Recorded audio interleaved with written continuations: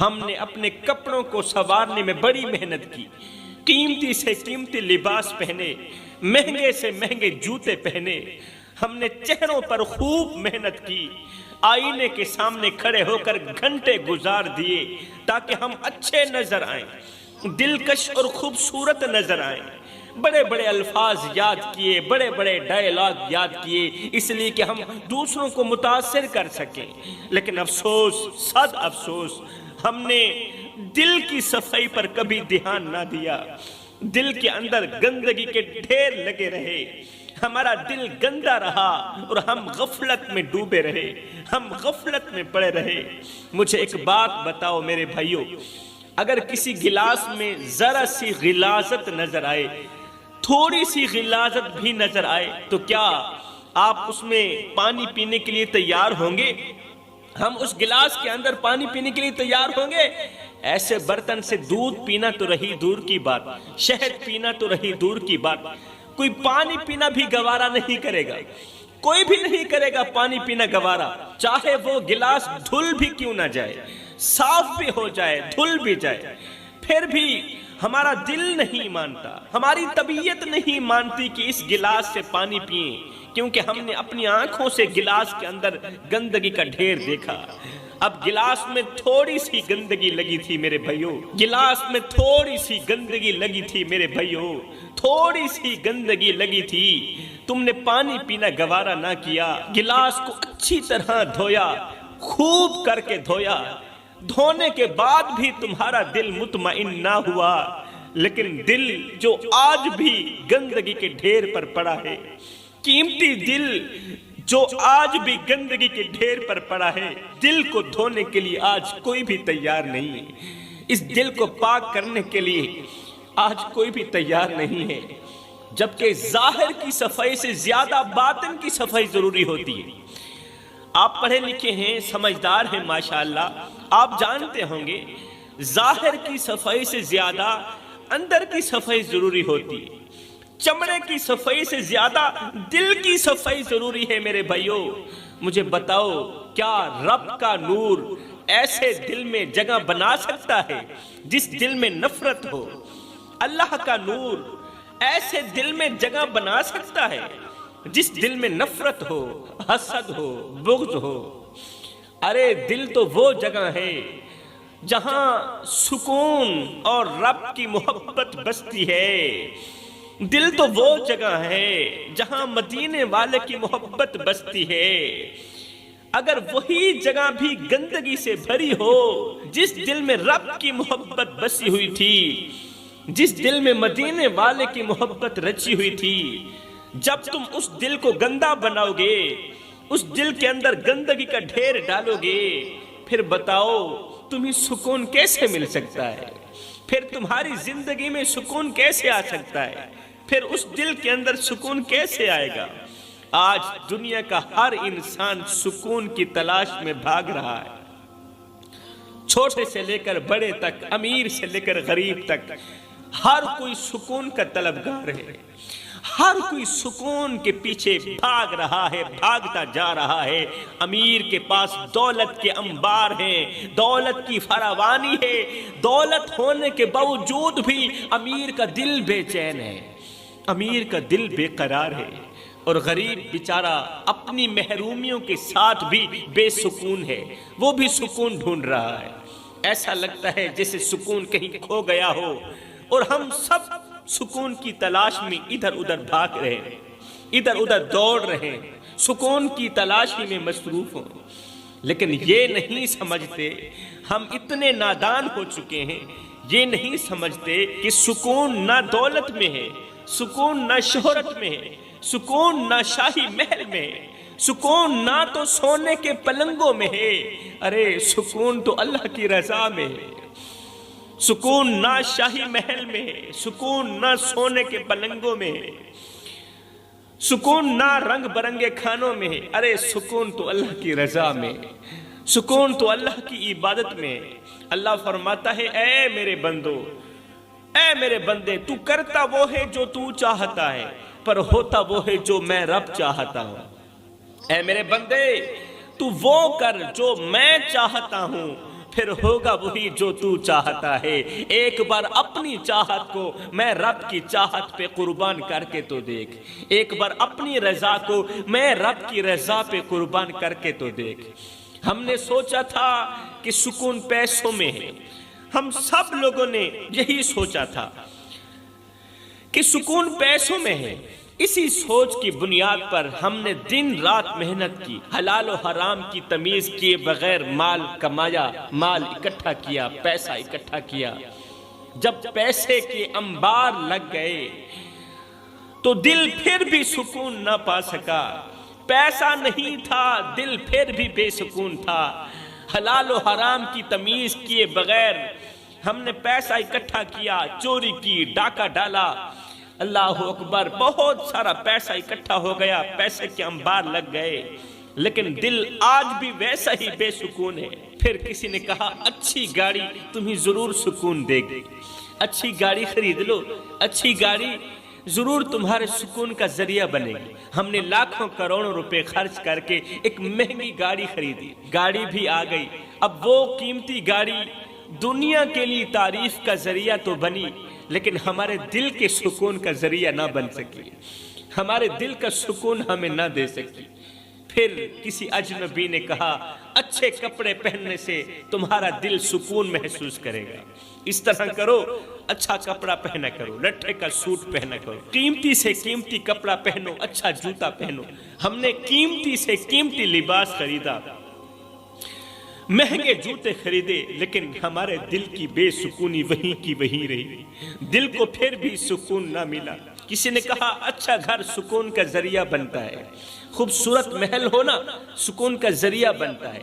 ہم نے اپنی زندگی کی کل جمع پونجی ایک ہی محل بنانے میں لگا دی کہ شاید سکون کی گھڑی نصیب ہو جائے۔ ہم نے ایک خوبصورت محل بنوایا، اس محل میں دنیا کی ہر آسائش رکھی، سونے کے پلنگ، مخملی قالین اور آرائش ایسی کہ لوگ رشک کرتے رہے، لیکن افسوس، صد افسوس، وہ محل بھی ہمارے دل کے سکون کا ذریعہ نہ بن سکا۔ پھر ایک دن تنہائی میں بیٹھ کر ہم نے اپنے آپ سے سوال کیا، اپنے اندر کے مفتی سے پوچھا۔ ایک دن ہم نے تنہائی میں بیٹھ کر اپنے آپ سے پوچھا کہ آخر ہم بے سکون کیوں ہیں، آخر ہمارے دل کا سکون کہاں چلا گیا؟ تب جا کر ہمیں احساس ہوا کہ ہم نے دنیا کے پیچھے بھاگتے ہوئے اپنے دل کو اللہ کی یاد سے خالی کر دیا تھا، اللہ کی یاد سے غافل کر دیا تھا اپنے دل کو۔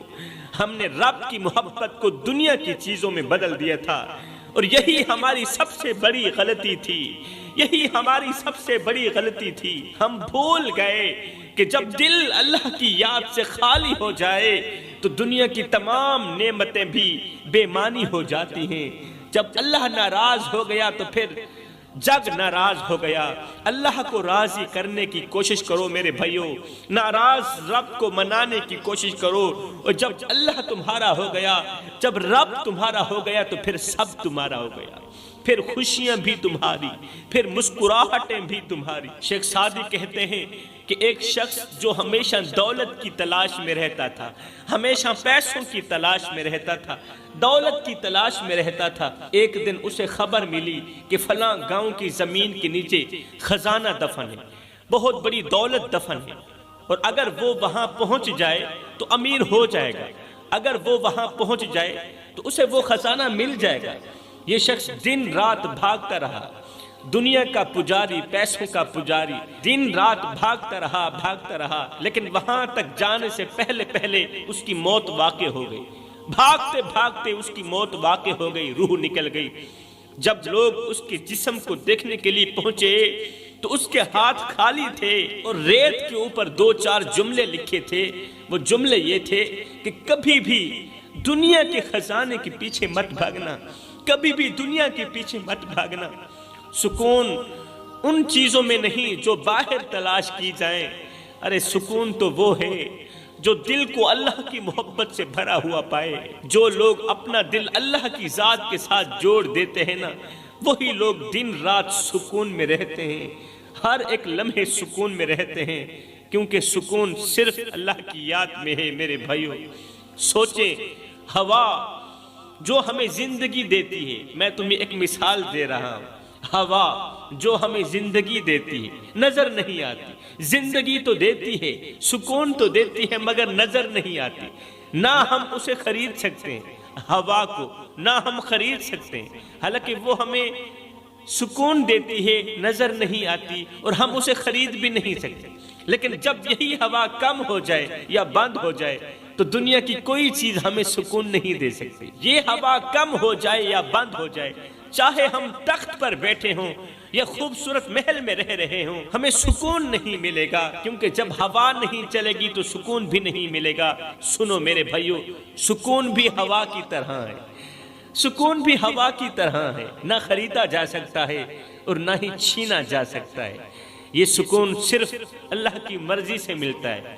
جس طرح ہوا اللہ کی مرضی سے چلتی ہے اور ہم سب کو سکون دیتی ہے، اسی طرح سکون بھی اللہ کی مرضی سے ہی ملتا ہے۔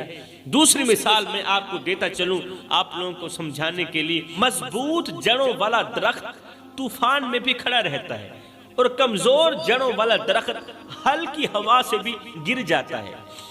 انسان کی زندگی بھی ایسے ہی ہے، جس طرح مضبوط جڑوں والا درخت طوفان میں بھی کھڑا رہتا ہے اور کمزور جڑوں والا درخت ہلکی سی ہوا میں بھی گر جاتا ہے، انسان کی زندگی بھی ایسے ہی ہے۔ اگر دل اللہ کے ذکر سے جڑا ہوا ہے، اگر قلب اللہ کی یاد سے جڑا ہوا ہے، تو دنیا کے بڑے بڑے مسائل اسے ہلا نہیں سکتے، اس دل کو پریشان نہیں کر سکتے۔ دنیا کے بڑے بڑے مسائل بھی اگر یہ دل اللہ کی یاد سے جڑا ہوا ہے تو پھر دنیا کے بڑے بڑے مسائل اسے ہلا نہیں سکتے۔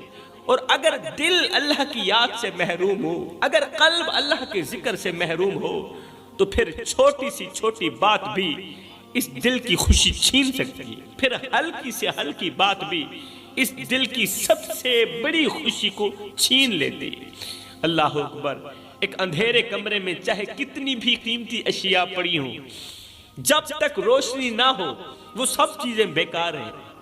اندھیرا کمرہ ہو، اس کے اندر سونا پڑا ہو، قیمتی سے قیمتی چیزیں پڑی ہیں، جب تک روشنی نہ ہو وہ سب چیزیں بیکار ہیں، اس لیے کہ وہ کسی کو نظر بھی نہیں آئیں گی۔ لیکن سنو، ایک معمولی سا چراغ اس اندھیرے کو ختم کر دیتا ہے، ایسا نہ سے ایک معمولی سا چراغ اس اندھیرے کو روشنی میں بدل سکتا ہے، اس اندھیرے کو ختم کر سکتا ہے۔ معمولی سا چراغ کمرے کو روشن کر سکتا ہے۔ میرے دوستو، انسانی دل بھی ایسا ہی ہے، ہمارا دل بھی ایسا ہی ہے۔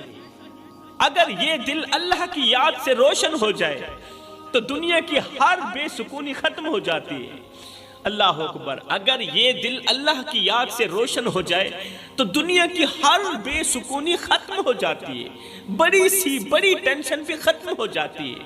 مگر اگر دل اندھیرے میں رہے، اللہ اکبر، اگر دل تاریکی میں رہے تو دنیا کی بڑی سی بڑی خوشی بھی بے معنی ہو جاتی ہے۔ روشنی دل کی ہو یا کمرے کی، دونوں سکون کے لیے ضروری ہیں۔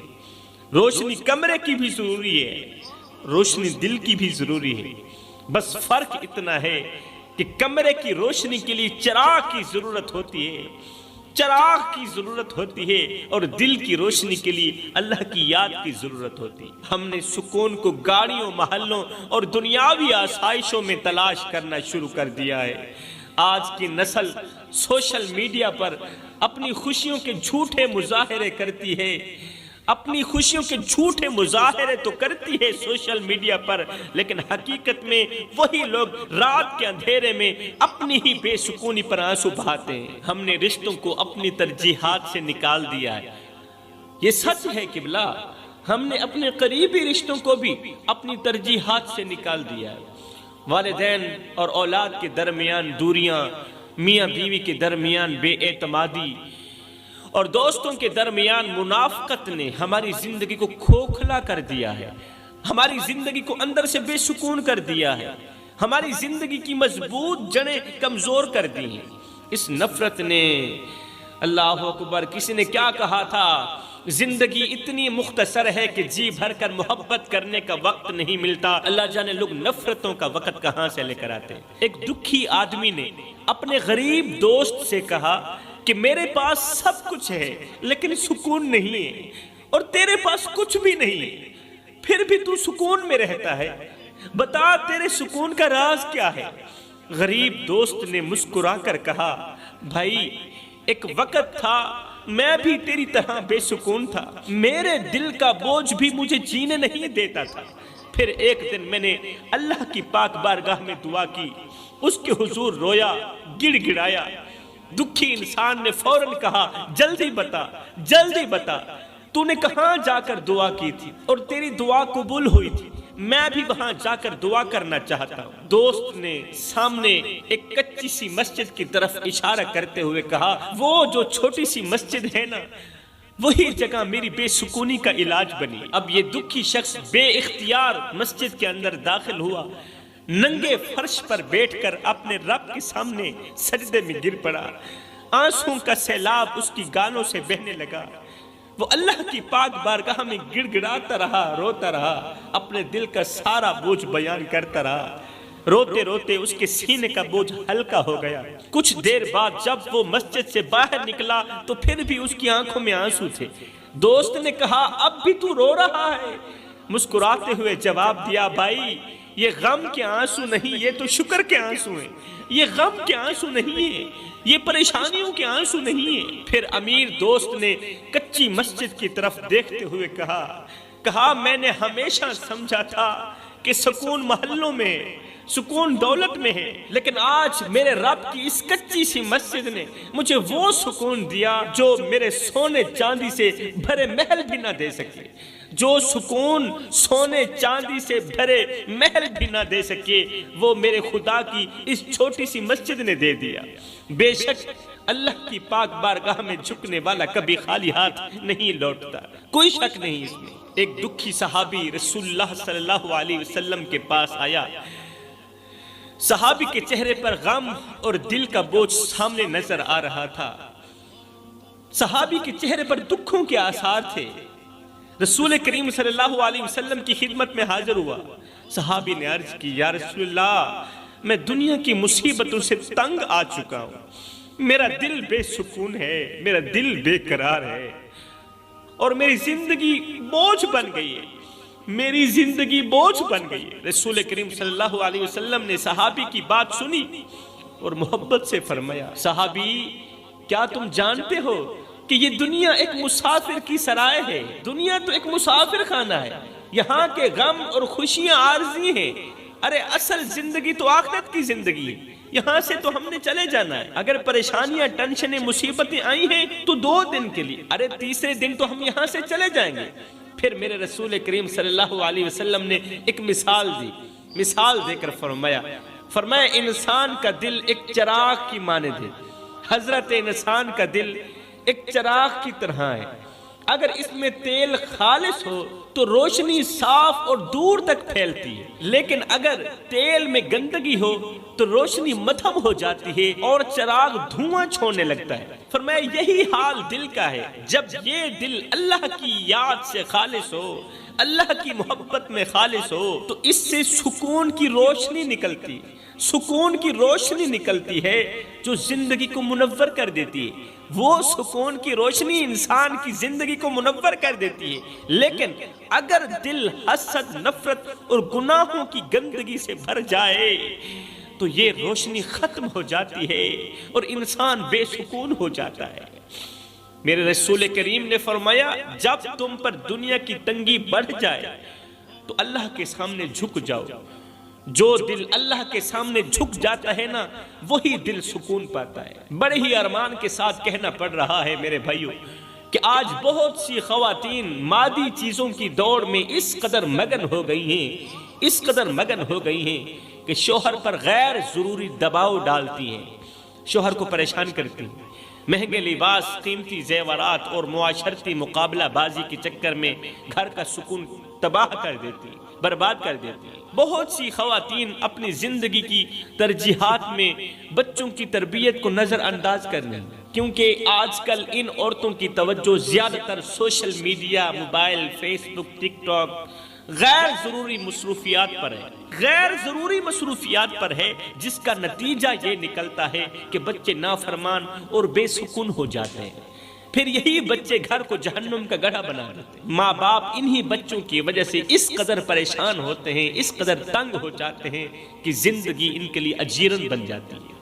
آج کی عورت اکثر یہ کہتی نظر آتی ہے کہ بچے زیادہ ہیں، گھر کے کام کاج ختم نہیں ہوتے، اور نماز یا اللہ کا ذکر کرنے میں وقت نہیں ملتا۔ نماز کیسے پڑھوں، اللہ کا ذکر کیسے کروں، بچے زیادہ ہیں، کام کاج سے وقت نہیں نکلتا۔